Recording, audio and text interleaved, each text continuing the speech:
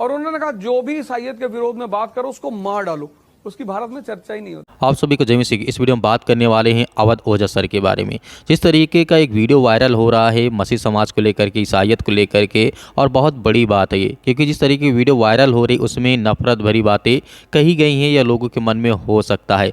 अवध ओझा ने यहाँ पे बहुत बड़ी बात कही है। अवध ओझा ने कहा है कि ईसाई जो पुर्तगाली थे, ईसाइयों ने मंदिर को, जो हिंदू मंदिर थे, उन्हें तोड़ा गया गोवा में, लेकिन यह सच नहीं है। इसके बारे में मैं आपको पूरी तरीके से बताऊंगा कि आखिर वहाँ पे क्या घटना घटी थी और किसको दिखाया गया, किसको दर्शाया गया। और अवध ओझा के सर की इस वीडियो की वजह से काफ़ी ज़्यादा लोग मसीह भाई बहनों से नफरत करने लगे हैं। और जिस तरीके से अवध ओझा ने कहा है कि इस पर कोई बात ही नहीं करता भारत में, तो आइए मैं पहले आपको वीडियो दिखाता हूँ, उसके बाद इसकी सच्चाई बताता हूँ कि आखिर सच क्या है।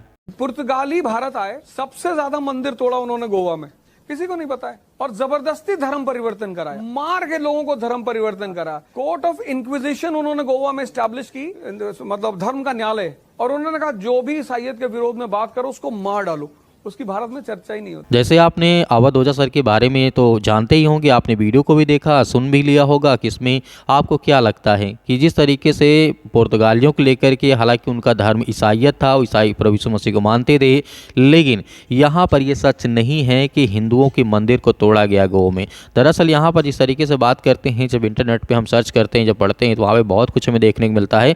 बहुत सारे आर्टिकल आपको मिलेंगे कि हिंदू के मंदिर को तोड़ दिया गया, ये तोड़ दिया।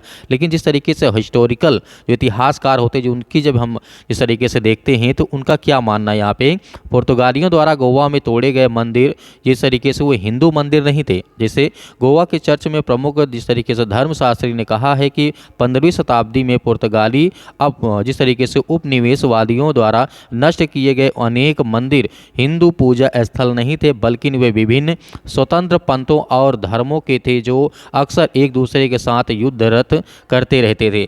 मतलब यहाँ पे स्वतंत्र पंथ मतलब क्या कहा जाता है कि अलग अलग राज्य, अलग अलग मतलब कि छोटा छोटा अपना कस्बा होता था, अपना राज्य होता था, अपना शासन होता था पहले, इस तरीके के। तो यहाँ पर कहा गया है कि युवा पादरियों को संरक्षण देने वाली जो कि रोमन कैथलिक्स में जिस तरीके से सेमिनरी के डीन फादर जिस तरीके से विक्टर फेरोल ने भी ये हाल ही में कहा है कि आयोजित सेमिनार में गोवा के ईसाई होने की चुनौती में जिस तरीके से प्रस्तुत अपने धर्म शोध में कहा गया है, पूर्व जिस तरीके से औपचारिक और गोवा को हिंदू क्षेत्र के रूप में चित्रित करके और चर्च के आज के ईसाइयों के खिलाफ धर्मांतरण के ऐतिहासिक तत्वों को तोड़ मरोड़ के सीधा मतलब पेश किया जा रहा है। तोड़ मरोड़ की इस बात को कहा जा रहा है।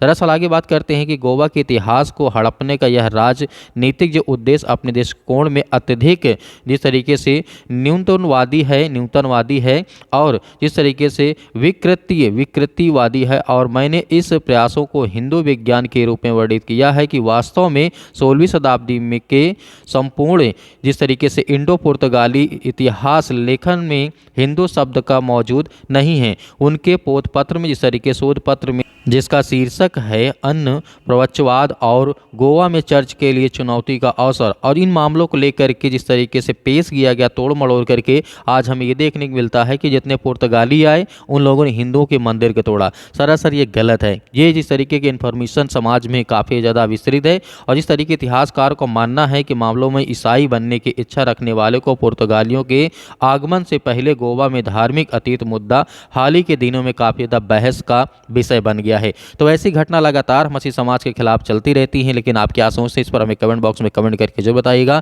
और जिस तरीके से आरोप लगाया जाता है ये सरासर गलत है।